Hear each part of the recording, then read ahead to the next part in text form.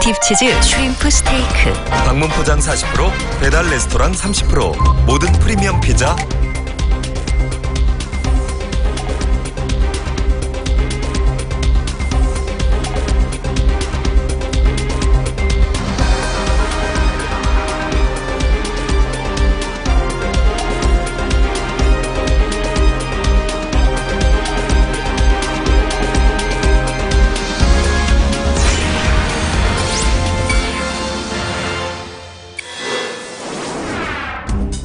문재인 대통령과 김정은 위원장이 내일 군사분계선에서 손을 맞잡습니다. 김정은은 우리 군 사열도 받습니다. 두 정상은 분단과 도발의 상징인 판문점을 평화지대로 만들기 위해 소나무도 함께 심고 산책도 함께합니다. 정상회담을 앞두고 김정은은 혈맹인 중국에 이례적으로 깊이 속죄한다고 말했습니다. 6.25 전쟁 유적지를 찾아봤다가 버스 사고로 숨진 중국인을 향한 겁니다. 한진그룹 조양호 회장 부부를 모시는 방법이 정리된 15쪽 분량의 문서를 단독 입수했습니다. 생수 대신 탄산수에 레몬을 넣으라는 등의 지침이 빼곡히 적혀 있었습니다. 그 사모님은 색깔을 뭘 좋아하기 때문에 이 색깔을 하나. 개인별로 다 다르다 그러더라고요. 경찰이 뒤늦게 김경수 의원의 휴대전화 계좌를 확인하기 위해 압수수색 영장을 신청했습니다. 하지만 수사를 지휘하는 검찰은 설명 부족을 이유로 기각했습니다. 일을 하며 수입과 기쁨을 동시에 얻는 노인들이 늘고 있습니다. 실버 택배원이 되어서 택배 배달을 해봤습니다. 앞으로 몇 년 하고 싶으세요? 건강이 유지될 때까지. 더하는 뉴스입니다.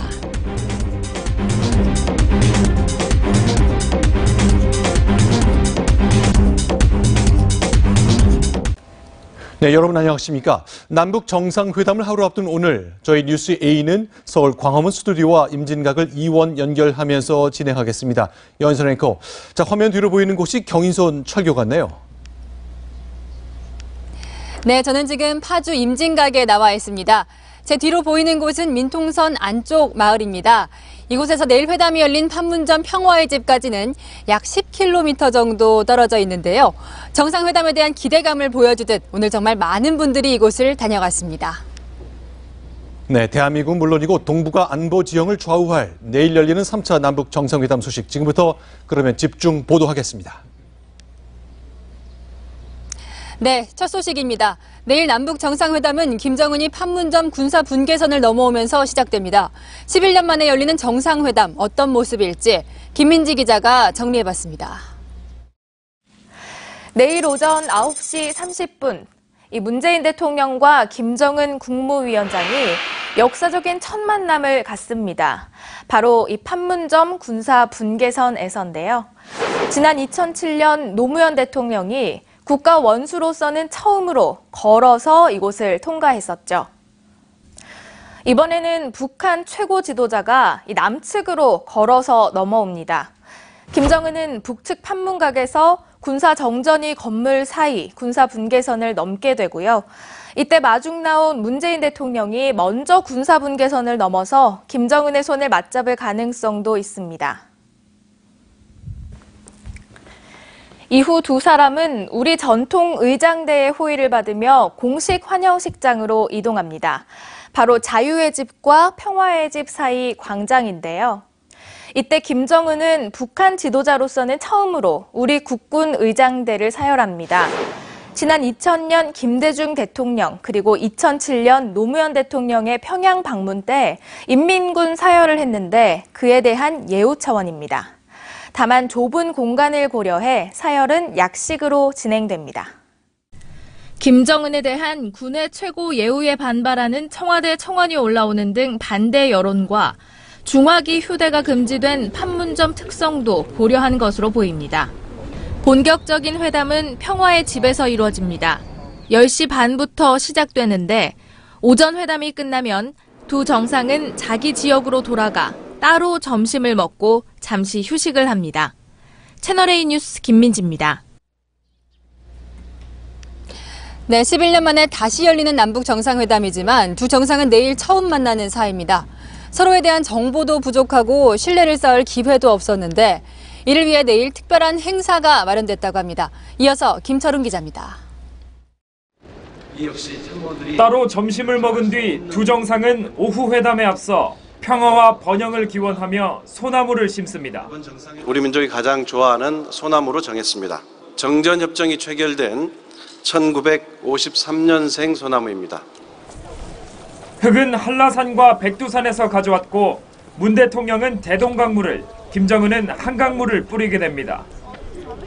소나무가 자리 잡을 곳은 1998년 고 정주영 명예회장이 소 1,001마리를 몰고 방북했던 소떼길입니다.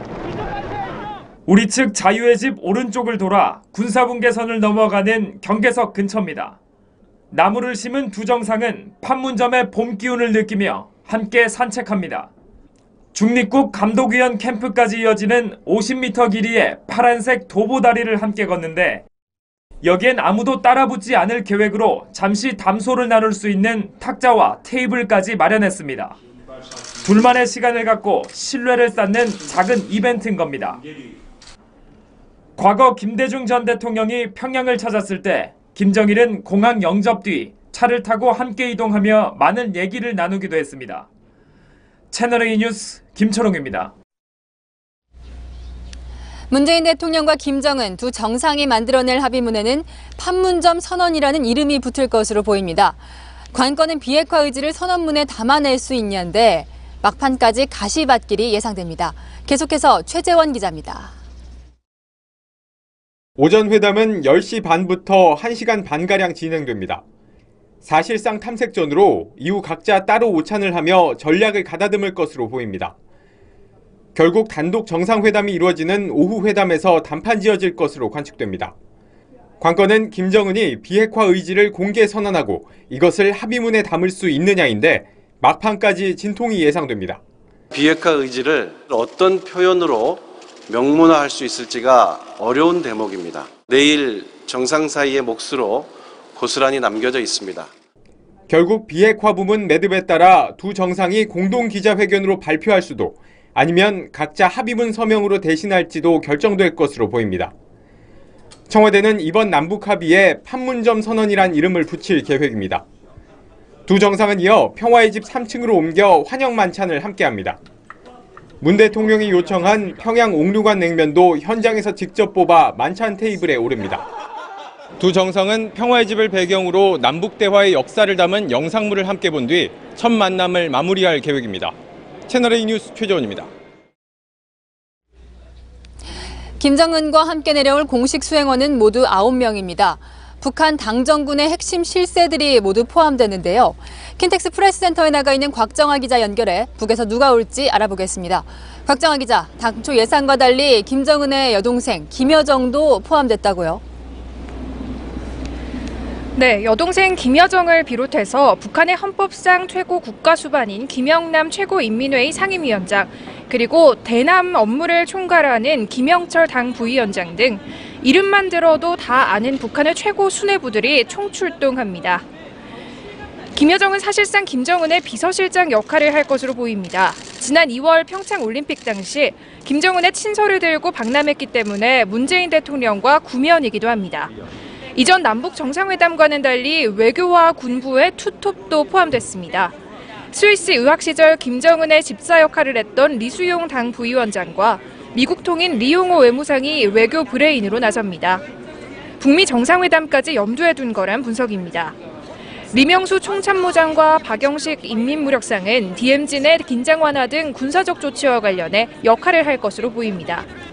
그동안 남북관계에 주도적인 역할을 해오던 김영철 당 부위원장 겸 통일전선부장이나 회담통 리선권 조평통위원장, 북한 내 선전을 이끄는 최희 당 부위원장도 명단에 포함됐습니다.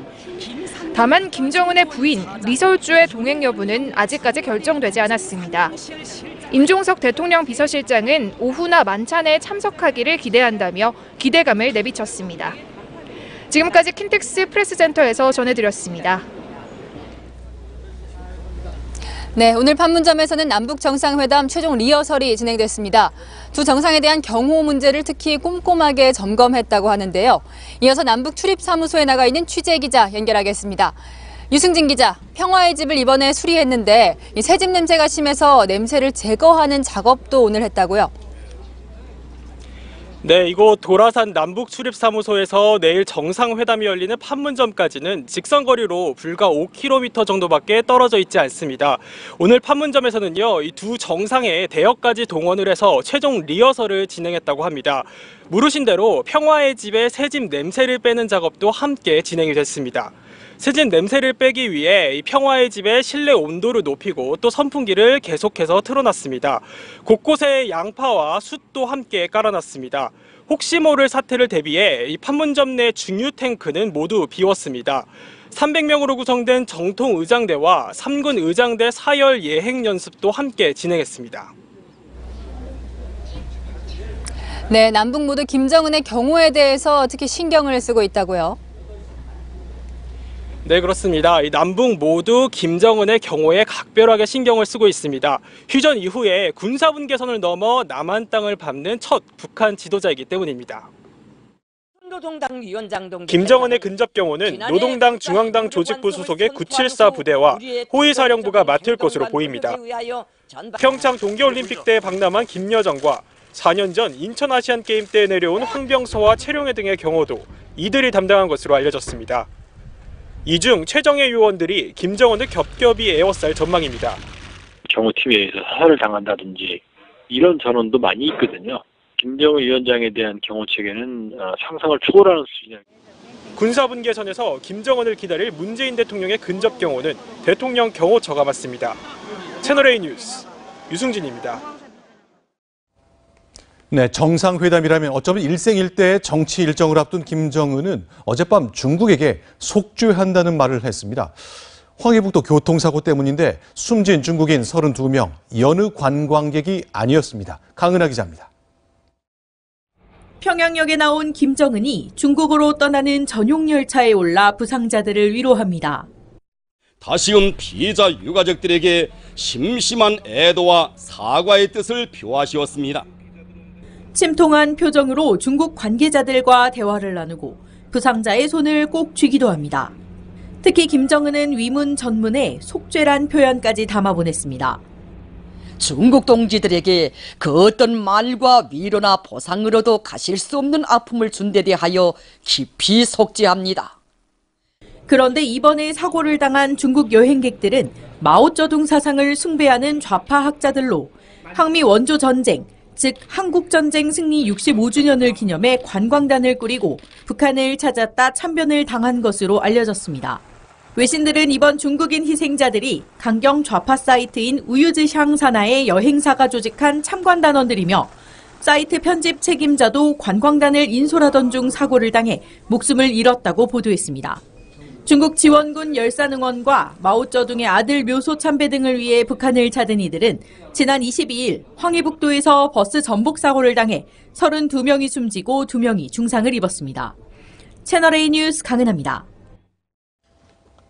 네, 내일 남쪽 땅을 밟을 김정 소식 소개해드렸고요. 지금부터는 미국, 중국, 일본 소식 하나씩 보겠습니다.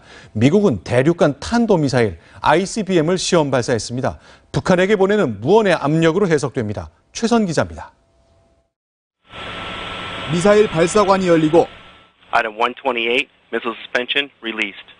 새빨간 화염덩이가 흰 연기 궤적을 그리며 솟구쳐 오릅니다. 미국 캘리포니아주 반덴버그 기지에서 현지 시각 어제 오전 5시 반쯤 대륙간 탄도미사일 미니트맨 3가 시험 발사됐습니다. 히로시마 원자폭탄의 22배 위력인 475킬로톤의 핵탄두를 탑재할 수 있는 미니트맨 3는 사거리가 13,000km에 달합니다. 미국에서 평양을 30분 만에 타격할 수 있습니다. 올 들어 첫 시험 발사가 남북 정상회담 직전에 이뤄진 데 대해 북한 압박용이라는 해석이 나옵니다. 북한이 핵미사일 시험을 중단하겠다고 선언한 가운데 그 어떤 핵시험과 중장거리 대륙간 탄도로켓 시험 발사도 필요 없게 되었으며 폐기와 포기까지 요구하는 경고 메시지가 실렸다는 분석입니다. 비계획화가 이루어지기까지 미국의 압박이나 어떤 군사력 정책은 변함이 없다. 그런 의지를 보여준 거고. 반면 한미는 한반도 내에서 북한을 직접 자극할 수 있는 군사행동을 유예했습니다. 이달 초 시작한 한미연합 군사훈련인 독수리 훈련을 사실상 오늘 종료한 데 이어 컴퓨터 시뮬레이션으로 이루어지는 키리졸브 연습도 내일 남북 정상회담 때는 중단하기로 했습니다. 채널A 뉴스 최선입니다. 네, 김정은은 일주일 전 북한의 풍계리 핵실험장의 문을 닫겠다고 밝혔죠. 만약 사실이라면 비핵화 의지를 보여주는 중요한 결심입니다. 그런데 다른 나라도 아닌 동맹국 중국에서 이 풍계리 핵실험장 이미 붕괴됐다는 연구 결과가 나왔습니다. 베이징 연결합니다. 자, 정특파원, 남북 정상회담을 바라보는 베이징의 생각부터 먼저 질문 드리겠습니다. 네, 역사적인 남북 정상회담이 하루 앞으로 다가오면서 이 중국 관영 매체들은 계속해서 관련 소식을 보도하고 있습니다. 이 공산당 기관지인 인민일보 등은 이 한반도 평화에 중요한 발걸음을 내딛고 있다면서 이번 회담에 잔뜩 기대감을 갖고 있습니다. 네, 북한의 핵실험장이 이미 쓸모 없어졌다는 연구 보고 어떻게 된 겁니까? 네, 그렇습니다. 이 중국 과학기술대학 연구팀은 약 2,000개 정도의 지진 관측소 자료를 연구한 결과 이 풍계리 핵실험장이 붕괴됐다는 결론을 내렸습니다. 이 연구팀은 지난해 핵실험 당시 핵실험장 지하 안반이 기화되면서 이 지름 200m에 이르는 공간이 생겼다고 밝혔는데요. 이 지린성 지진연구소 연구팀도 지하의 폭발 장소로부터 낙진이 솟아오를 수 있는 쉽게 말해서 굴뚝과 비슷한 지형이 형성됐다고 밝혔습니다. 이 홍콩 사우스 차이나 모닝 포스트지는 이 두 연구로 미뤄볼 때 이 풍계리 핵실험장은 수리가 불가능하게 돼 북한이 못 쓰는 카드를 내민 것이라고 분석했습니다. 이 반면 미국의 북한 전문 매체인 38로스는 이 북쪽 갱도는 무너졌지만 서쪽과 동쪽 갱도는 사용이 불가능하다는 결론을 내릴 근거가 없다, 이렇게 보도한 바 있습니다. 지금까지 베이징에서 채널A 뉴스 정동현입니다. 네, 북한이 납치한 일본인의 귀환 문제, 일본에겐 굉장히 중요하죠. 하지만 북한의 완전한 비핵화라는 큰 과제 앞에 지금은 조금 비켜서 있습니다. 아베 일본 총리는 오늘도 하지만 이 문제에 매달렸습니다. 서영아 특파원입니다. 아베 총리는 오늘 오전 중의원 예산위원회에 출석해 납치와 핵 문제에 있어 북한의 구체적 행동을 이끌어내기 위해 한미일이 긴밀히 협력 중이라고 밝혔습니다. 그제 문재인 대통령에게 남북 정상회담에서 일본인 납치 문제를 다뤄달라고 요청했고 문 대통령이 흔쾌히 받아들였다고도 말했습니다. 최근 북한 비핵화 논의가 급진전되는 상황에서 이렇다 할 역할을 하지 못하고 있는 일본이 일본인 납북 문제를 통해 외교적 소외감을 떨쳐내려는 것으로 보입니다. 拉致被害者の即時帰国、そして安倍内閣においてこの問題を解決をすると。 일본 측 육자회담 수석 대표인 가나스기 겐지 외무성 아시아 대양주 국장 역시 적절한 시기에 북한과 정상회담을 추진하고 싶다며 단 납치 문제의 해결을 도모하지 않으면 안 된다고 밝힌 바 있습니다. 다음 달 초 코노 외무상이 미국을 방문하는 등 일본은 외교적 존재감을 드러내려 하지만 최근 남북 정상회담에 오를 독도 디저트까지 문제 삼으며 고립을 자초하고 있다는 분석입니다. 도쿄에서 채널A 뉴스 서영아입니다.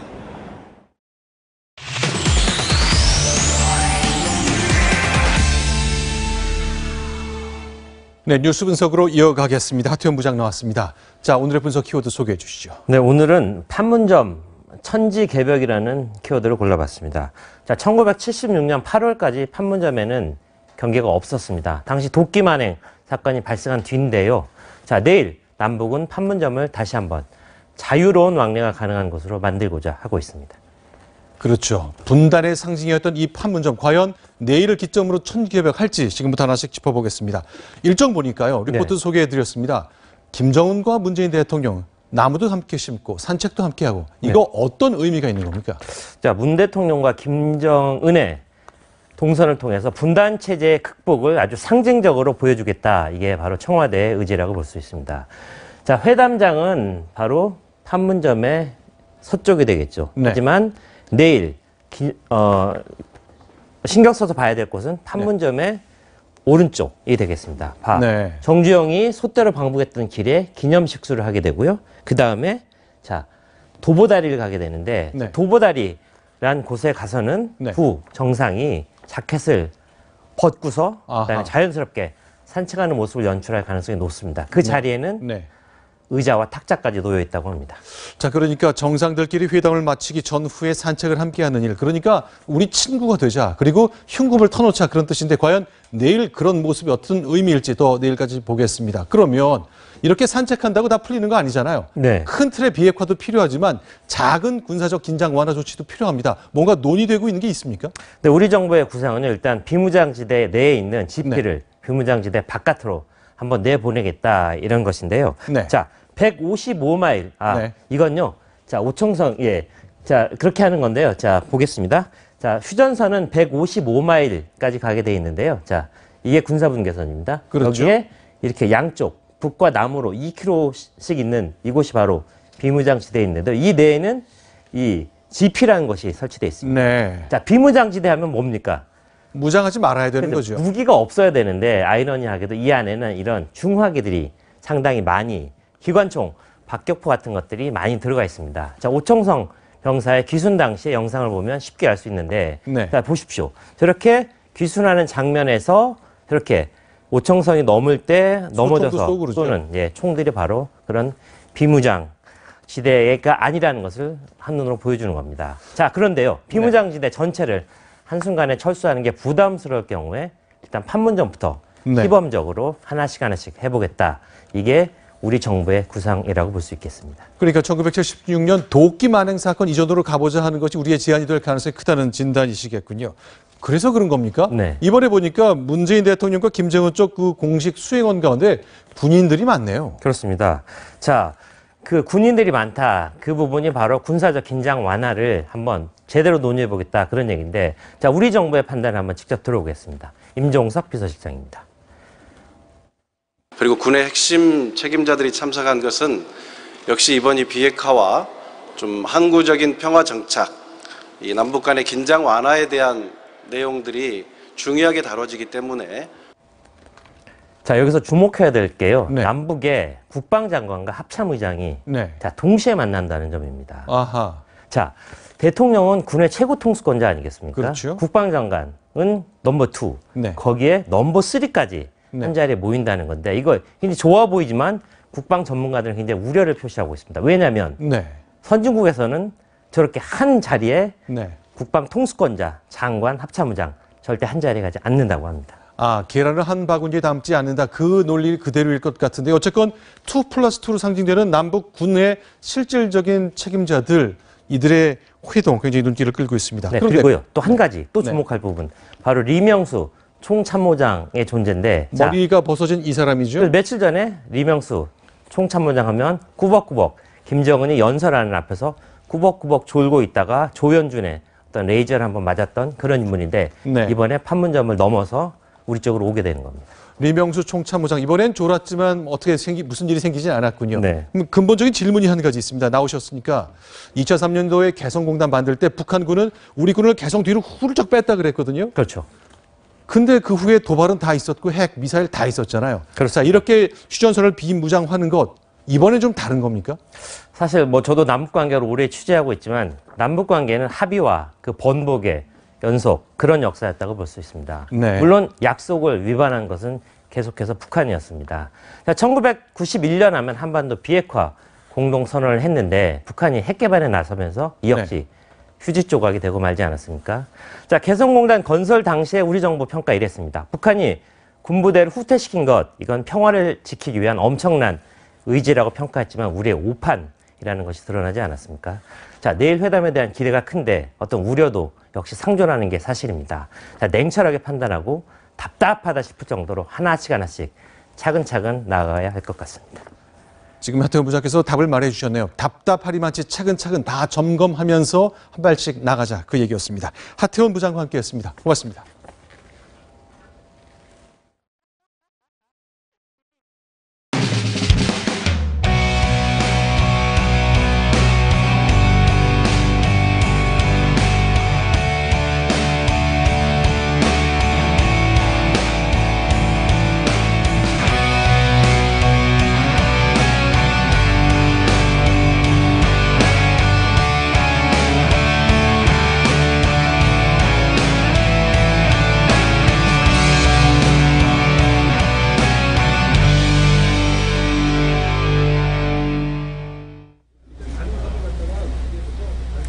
네, 다시 파주 임진각 스튜디오입니다.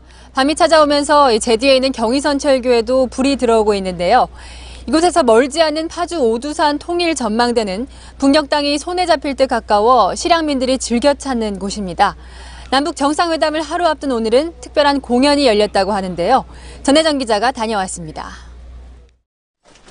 대기실에서 화장을 매만지는 손길이 분주합니다. 잠시 뒤 고운 의상을 입은 여성들이 무대 위에 오릅니다.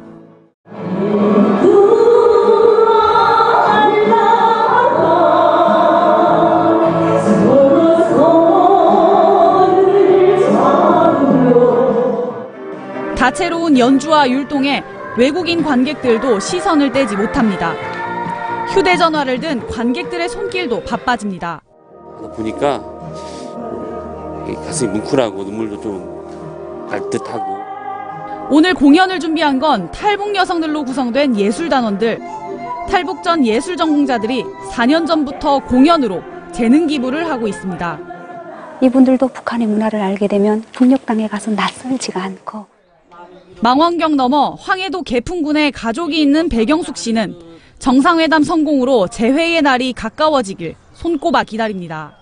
지도로 보니까 한 4km 정도 되니까 그 정도의 그 시어머니, 시아버지, 시동생들이랑 다 살고 있는데 통일되면 먼저 갈 수 있겠죠.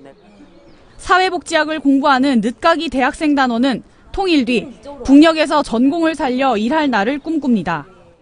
어르신들을 모시고 제가 막 이제 건강관리나 뭐 진짜 웃음치료 이런 것도 하고 싶고. 채널A 뉴스 전혜정입니다. 정상회담을 하루 앞둔 북한 내부 분위기는 어떨까요? 몰래 예술단 공연 영상을 접한 북한 청소년들이 이미 레드벨벳 춤을 유행하고 있는 것으로 전해졌습니다. 정치적 이벤트보다는 한류 콘텐츠에 더 관심이 있어 보입니다. 김종석 기자입니다.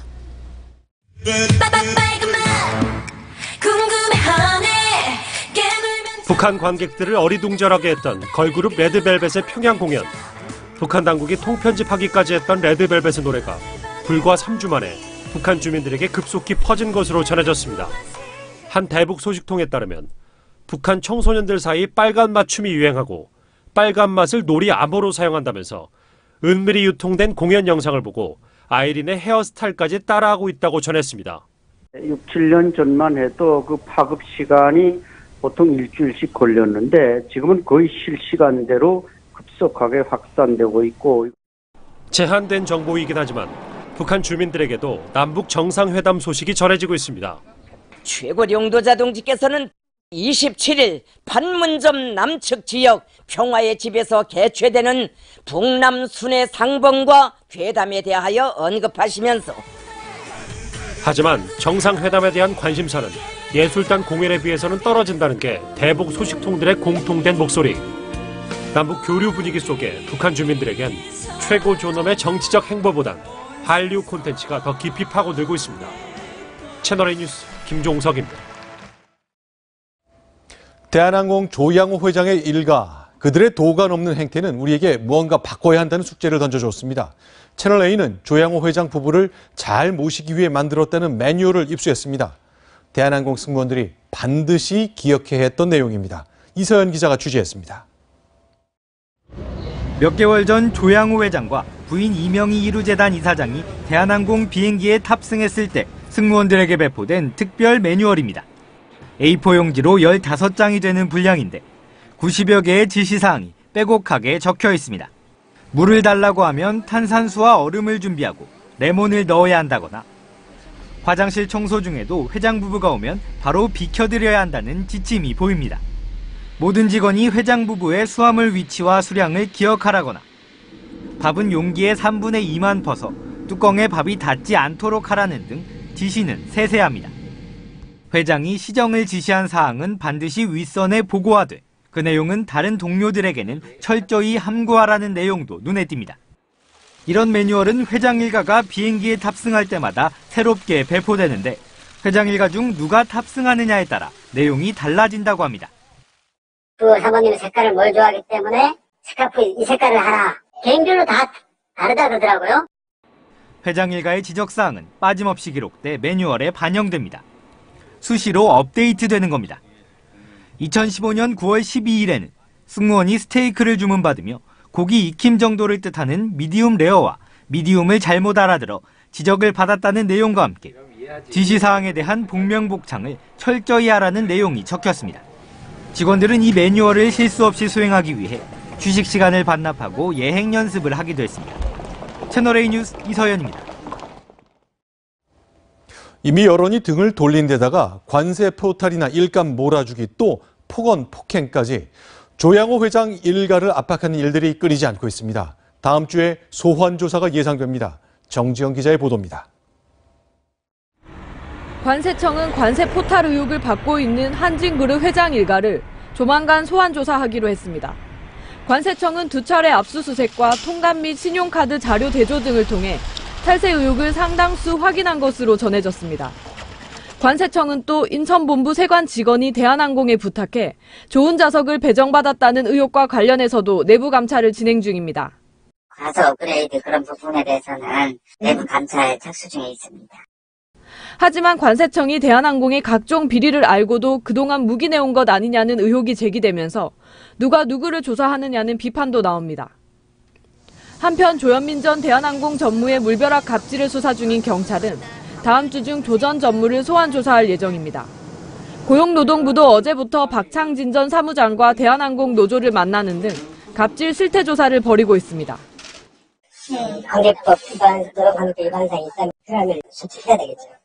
이에 따라 대한항공에 대해 조사를 하는 국가기관은 검찰, 경찰, 관세청, 국토교통부, 공정거래위원회, 고용노동부 등 6곳으로 늘었습니다. 채널A 뉴스 정지영입니다.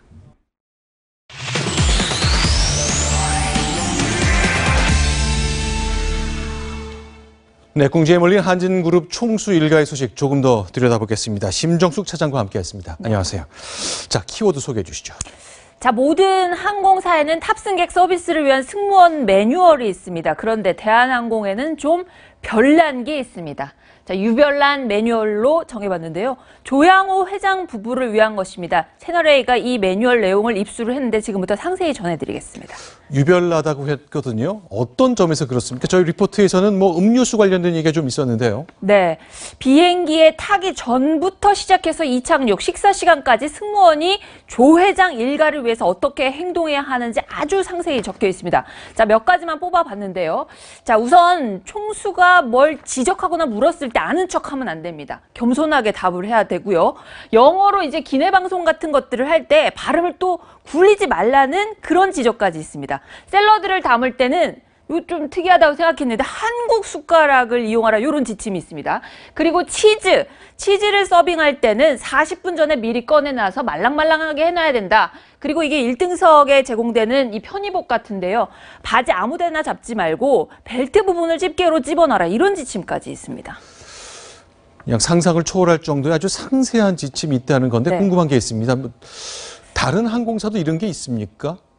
자, 다른 항공사도 있기는 있는데 이렇게까지 구체적인 또 특정인을 위한 것은 아니고요. 자, 대한항공에 문의를 해봤는데 이게 공식 문건은 아니라고 합니다. 그렇지만 저희 제보자에 따르면 총수 일가를 서비스했던 승무원들의 경험들을 토대로 만들고 또 공유되고 있는 실지하는 문건이라는 설명입니다. 2015년엔 어땠다, 2016년엔 어떤 지적이 있었다 이런 내용들이 문건에 상세히 적혀 있습니다. 자, 그런데 흥미로운 점이 하나가 있습니다. 이 총수 일가가 다른 고객들하고 같이 있을 때는 그 유료 고객이 우선이다. 그 총수들에게 일가에게 서비스를 너무 지나치게 하면 싫어한다. 오히려 하지 마라. 안전이 최우선이다. 이런 대목도 나오거든요. 이 항공산업 분야라는 게 안전과 서비스가 생명인 업종인데다가 조양호 회장 일가의 이 독특한 캐릭터가 합쳐지면서 이런 매뉴얼이 탄생을 한 것 같습니다. 그렇죠. 지금 말씀하신 것처럼 항공사라는 건 안전을 팔고 서비스를 판다 이렇게 봐야 될 건데 네. 이렇게 매뉴얼이 계속 축적됐다는 거 결국 이런 게 잘 지켜지지 않았을 때 생길 일 그것 때문에 그런 걸 거 아니에요? 자, 4년 전에 조현아 전 부사장의 땅콩 회한 사건 모두 기억하실 텐데요.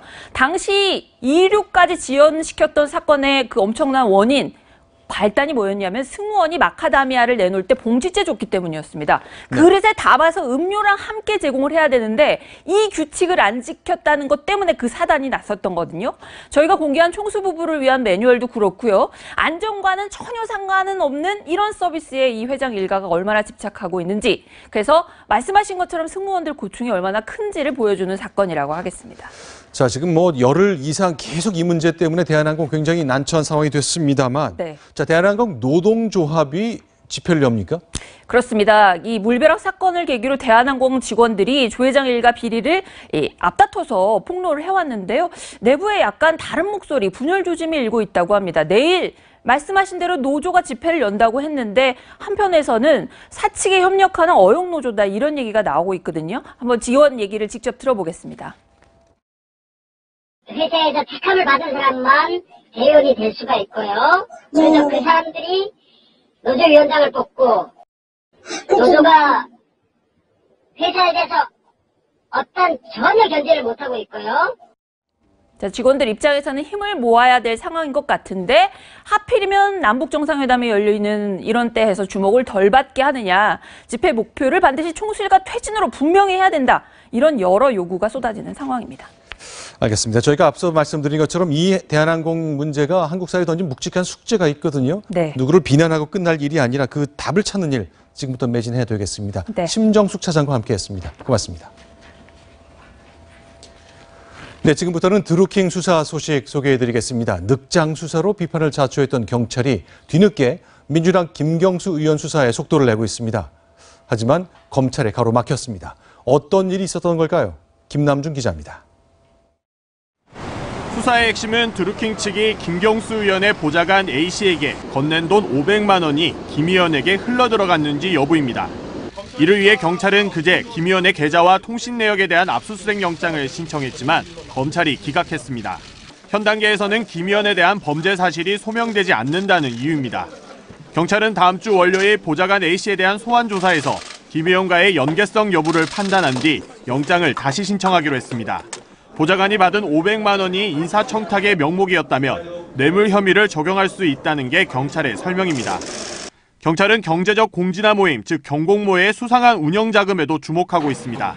최근 필명 파로스 외에 또 다른 자금 관리책이 있다는 것을 확인한 겁니다.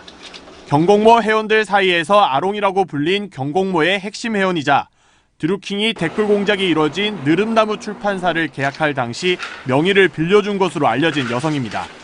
경찰은 이 여성이 회원들의 회비를 자신의 계좌로 이체받아 관리한 것으로 보고 지난 2016년 1월부터 올해 3월까지의 계좌 내역을 확보해 조사 중입니다. 채널A 뉴스 김남준입니다. 네, 드루킹 김모 씨, 2014년 소액주주 운동을 하겠다면서 경제적 공진화 모임, 그러니까 경공모란 단체를 만들었죠.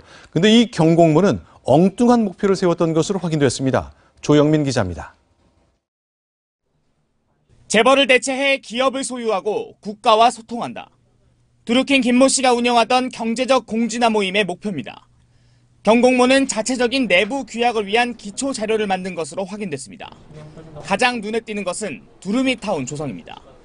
경기 파주시에 150세대 규모의 공동체 마을을 만들겠다는 겁니다. 강의 통해서도 매번 말했던 것 같고 지도까지 펼쳐갖고. 아울러 재벌을 대체하겠다는 목표도 세웠습니다. 문건에는 경공모 회원들이 주식을 매입해 기업을 인수하는 것을 혁명이라고 표현했습니다. 이어 이 같은 혁명을 통해 경공모가 재벌을 대신해 기업을 소유하는 것을 거사라고 규정했습니다. 아울러 거사에 성공하면 다시 회원의 주식을 조직이 비싼 값에 매입하는 방식도 제안합니다. 돈을 지원한다는 내용도 나옵니다. 1,000만 원부터 2,500만 원까지 기초생활비를 매년 지급하고 회원이 성인이 되면 6천만 원의 축하금도 주겠다는 겁니다. 아울러 개인의 빚도 탕감해주겠다는 내용도 담겨 있습니다. 하지만 경공모의 이 같은 공동체 설립 목표는 자금 부족 등의 이유로 실제 성공하지 못했던 것으로 알려졌습니다. 채널A 뉴스 조영훈입니다. 독점적인 지위를 활용해서 댓글 장사를 했다는 비판을 받고 있는 네이버죠. 하지만 명예훼손을 막는 장치 마련에는 소홀했습니다. 그 구체적 사례를 김진 기자가 취재했습니다. 국민거품 박병호라는 닉네임을 쓰는 네이버 이용자가 기사에 남긴 댓글입니다. 야구선수 박병호가 홈런을 치면 운 좋게 얻어 걸렸다고 쓰고 성적이 좋지 않으면 삼진왕이라고 조롱합니다. 이 네티즌 혼자 6년 동안 네이버 뉴스에 달아온 악성 댓글은 43,700건. 박병호 선수는 경찰에 고소하지도 못한 채 속앓이를 하고 있습니다. 정말로 만나보고 싶어요. 네, 만나서 어떤 얘기가 나올지 모르겠지만 같이 정말로 사진을 찍어서 구단 홈페이지라든지 올리면은. 이 사실을 모를 리 없는 네이버는 아이디 정지나 댓글 차단 등의 조치를 하지 않고 있습니다. 이렇게 네이버가 뒷짐을 지고 있는 동안 악플 등으로 인한 온라인 명예훼손과 모욕 사건은 2016년 15,000건으로 4년 새 3배 가까이 급증했습니다. 경찰에 신고하지 않은 것까지 합치면 악플 피해 규모는 더 커집니다. 악성 댓글을 신고하려면 휴대폰 본인 인증에서 구체적인 권리 침해 내용과 증빙 파일 첨부까지 번거로운 절차를 거쳐야 합니다.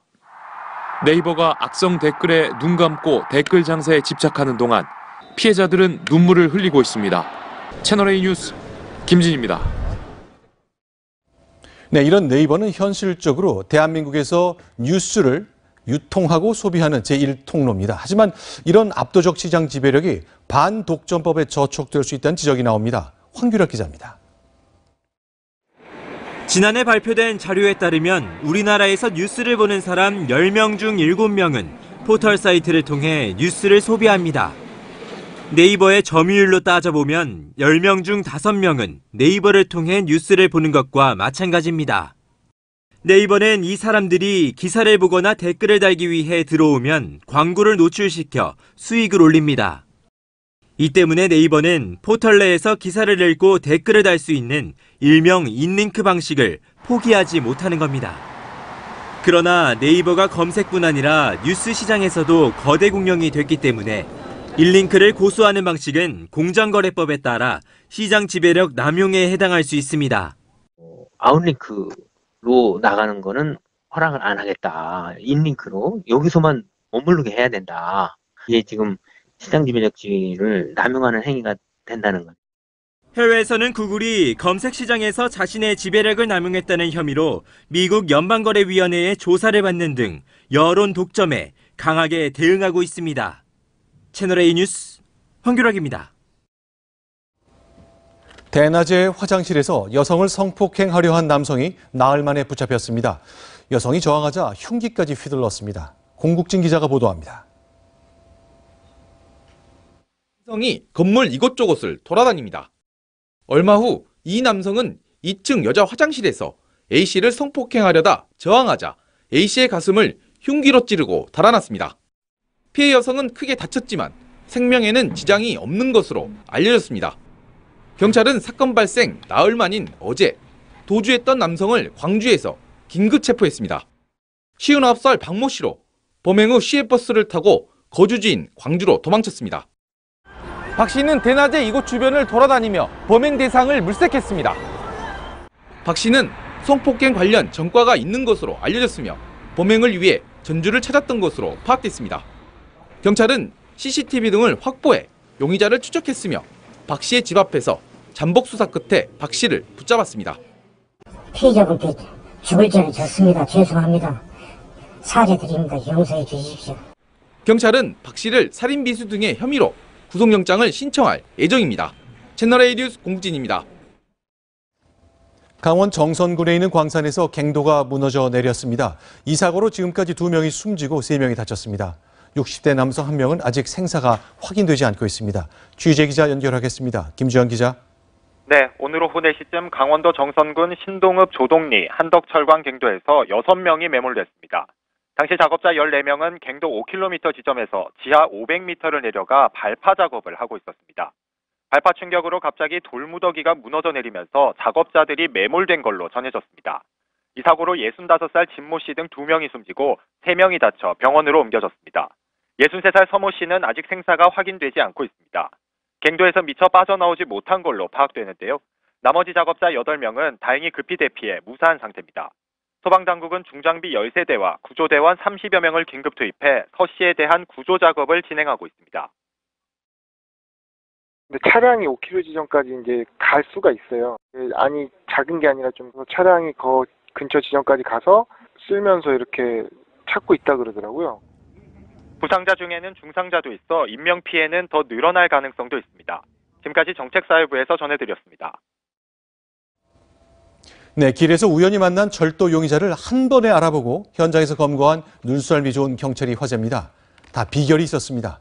배우미 기자가 취재했습니다. 주변에 두리번거리는 남성. 갑자기 들고 있던 물건을 배낭 아래 숨깁니다. 36살 A씨는 지난해 10월 스포츠센터 주차장에서 휴대전화와 현금이 든 손가방을 들고 달아났습니다. 경찰은 탐문 수사를 했지만 범인을 잡는 데 실패했습니다. 하마터면 미제 사건으로 묻힐 뻔했습니다. 그런데 용의자의 인상을 기억하고 있던 경찰의 눈썰미에 덜미가 잡혔습니다. 6개월 동안 모습을 감췄던 A씨는 사건 당시와 비슷한 차림새로 이곳을 지나다 류동춘 경사와 마주쳤습니다. 류 경사는 한 번에 A씨가 용의자라는 걸 직감했습니다. CCTV에 찍힌 A씨의 얼굴을 휴대전화에 저장해두고 자주 확인했던 겁니다. 덥수룩한 머리에 검은색 배낭, 팔자걸음까지 화면 속 모습 그대로였습니다.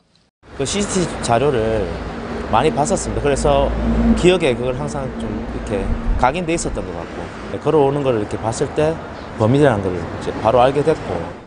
일정한 주거지가 없던 A씨는 PC방이나 찜질방을 떠돌다 생활이 궁핍해지자 범행을 저질렀다고 진술했습니다. 채널A 뉴스 배유미입니다.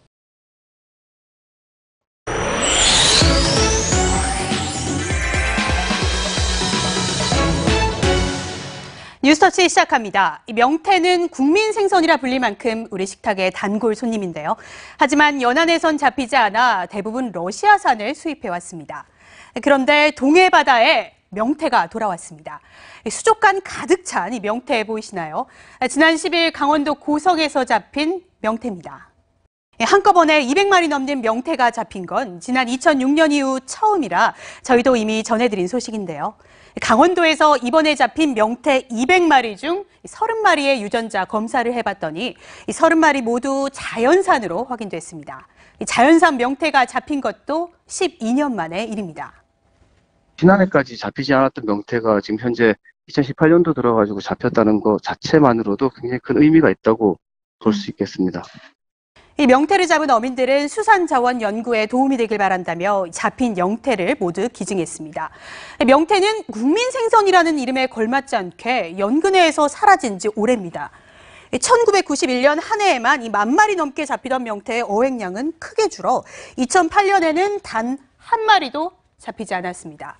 해양수산부는 2014년 명태 살리기 프로젝트를 시작하고 자연산 명태에 마리당 50만 원의 현상금을 걸기까지 했는데요. 동해에서 자연산 명태가 돌아와 우리 식탁에까지 오를 날을 기대해 보겠습니다. 뉴스터치 두 번째 이야기는 진화하고 있는 중국 어선들의 불법 조업 소식입니다. 지난 25일 충남 태안 앞바다에서 납포된 중국 어선의 조업 일지입니다. 해경이 이 어선 조업 일지에 이 라이터불을 대보는데요.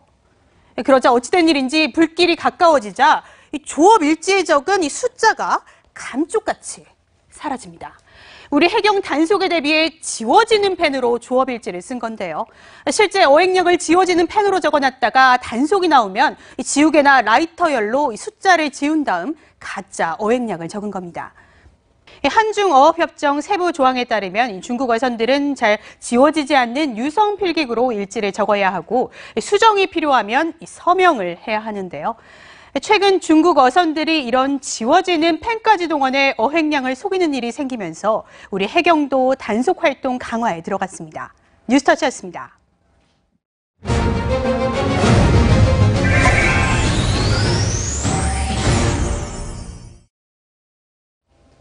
일하는 기쁨, 한창 일할 때는 간혹 잊고 지낼 때가 있습니다. 하지만 은퇴 후엔 매일 출근하고 또 고단한 하루를 마치는 그런 일상, 옛 시절을 그리워하는 분들이 적지 않습니다. 김설희 기자가 젊음을 되찾기 위해 일터로 나선 어르신들과 함께했습니다. 더하는 뉴스입니다. 정오의 지하철역. 역사 한켠에 쇼핑백들이 줄지어 놓입니다. 잠시 후 쇼핑백들을 어깨에 메거나 손에 들고 뿔뿔이 흩어지는 노인들. 안 무거우세요? 6개나 드는데? 가벼워요. 지하철로 서류나 물건을 배달하는 실버 택배원들입니다. 서울에만 2천여 명의 노인이 근무 중인 것으로 추산됩니다. 올해 77살인 조용문 할아버지. 7년째 실버 택배원으로 일하고 있습니다. 이것만 가지고 가면 참 위험하죠. 그래서 제가 제 쇼핑백을 이렇게 만들어가지고. 팔순을 앞둔 연세지만 걸음은 20, 30대 젊은이 못지않습니다. 100m 일찍 가시는데 너무 빠르셔가지고 저희 쫓아갈 수가 없어요. 빨리 타세요, 빨리 타세요. 쉼없이 이어지는 배달 때문에 오후 2시를 넘겨서야 편의점 샌드위치로 점심을 때웁니다. 그럼 여기는 되죠.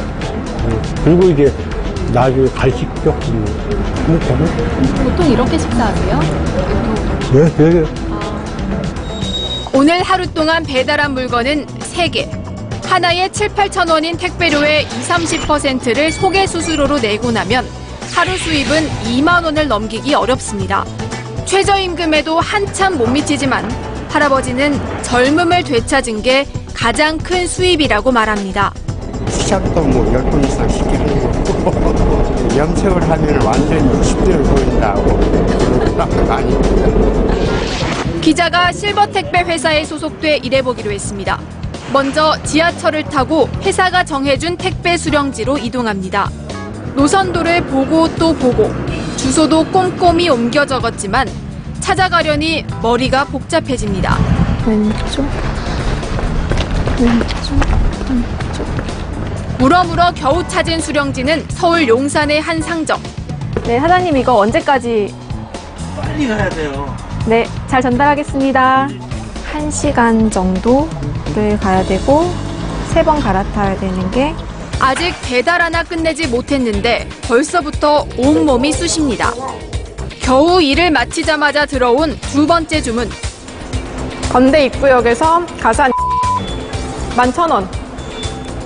10,000원을 넘긴 수입에 환호했지만 왜 아직 안 오냐는 독촉 전화에 식은땀이 흐릅니다. 죄송합니다. 저희 한 10분 정도만 좀 기다려주시겠어요? 금방 갈게요. 물건을 받고 다음 목적지로 향하는 길. 긴장이 풀려 깜빡 쪽잠이 들었지만 내릴 역을 놓칠까 마음 놓고 잠들 수도 없습니다. 하루 동안 3건의 택배를 하면서 지하철로 이동한 거리는 무려 72km. 사이사이 15,000걸음 가까이 걸었습니다. 트럭에서 내려지는 택배들을 분류하는 실버 택배원들. 기자도 맡은 동을 찾아 배달에 나섭니다. 아파트 한 동쯤이야 하고 자신 있게 도전했지만 처음부터 실수투성입니다. 택배요.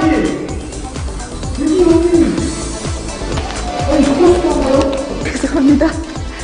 8순을 훌쩍 넘긴 실버 택배원은 손녀 같은 기자의 실수를 다독여줍니다. 아무리 잘한다고 해도 실수가 있어요. 이 아파트 단지는 3년 전부터 실버 택배원들에게 일을 맡겼습니다. 우리도 같이 나이 먹어가는 처지니까 아우 정말 잘하시구나. 그냥 열기 길고 다니면서 이렇게 인사도 하고 하니까 고령층 10명 중 6명 이상이 일을 하고 싶다고 답했고 이 가운데 일하는 즐거움 때문에란 응답이 3분의 1을 넘겼습니다. 100세 청춘이 유행하는 요즘 실버 택배원들은 은퇴란 단어를 잊었다고 말했습니다. 행복해. 이거 이렇게 움직이니까. 앞으로 몇 년 하고 싶으세요? 건강이 유지될 때까지. 채널A 뉴스 김설혜입니다. 네, 지금부터 지방선거 소식입니다. 경기도지사를 놓고 맞붙을 제1당, 제2당 후보가 오늘 마주쳤습니다. 오랫동안 정책 차이로 다퉈왔는데 오늘도 신경전이 있었습니다. 이동훈 기자가 취재했습니다. 경기도 체육대회에 나란히 참석한 이재명 전 성남시장과 남경필 경기도지사.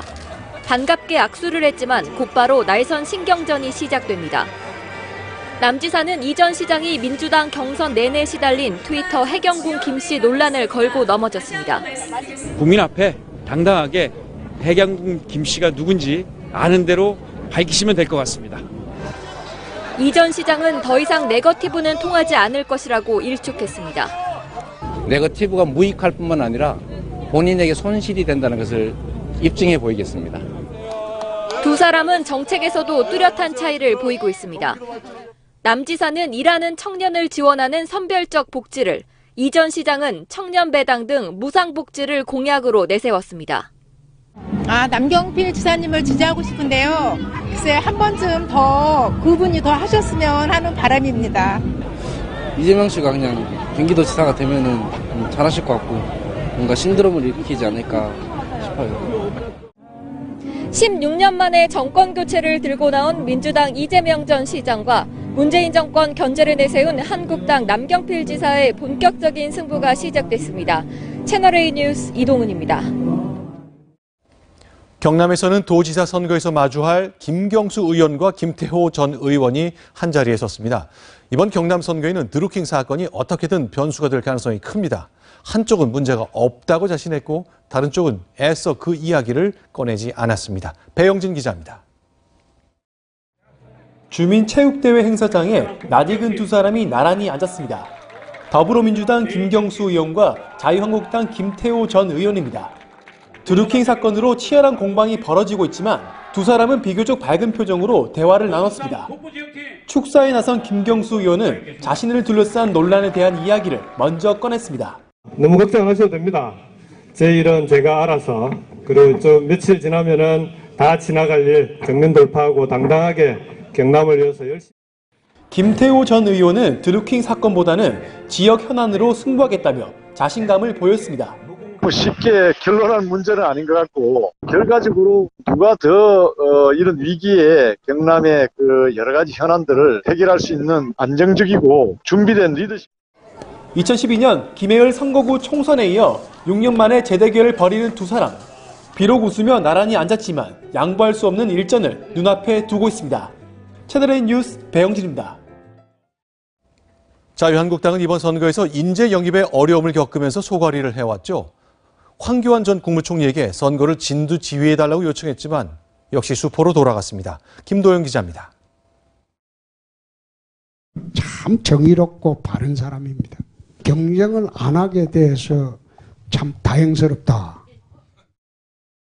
홍준표 자유한국당 대표는 다시 탄핵 선거가 될 수 있다며 황교안 전 총리의 서울시장 출마도 반대했습니다.